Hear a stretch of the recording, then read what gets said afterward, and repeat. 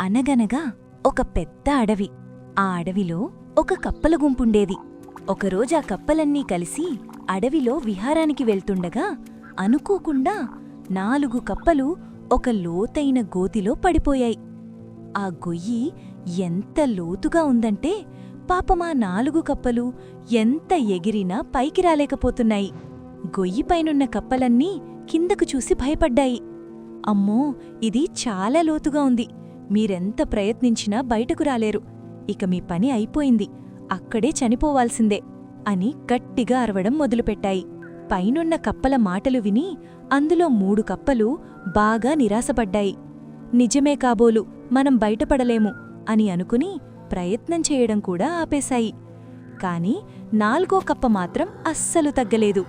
పైనున్న కప్పలు వద్దు వద్దు, నీవల్ల కాదు, ఆగిపో అని అరుస్తున్నా అది మరింత గట్టిగా ప్రయత్నిస్తూనే ఉంది.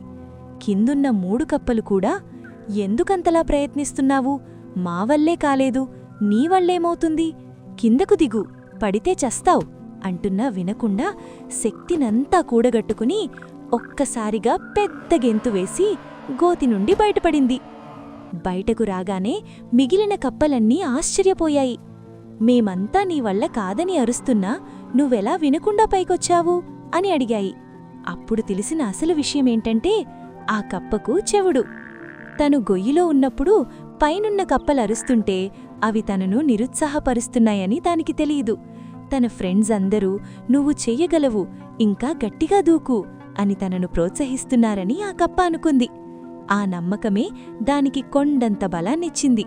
నీతి: ఎవరైనా మనల్ని నీవల్ల కాదు అని నిరుత్సాహపరిస్తే ఆ మాటల విషయంలో మనం చెవిటివాళ్లలా మారిపోవాలి.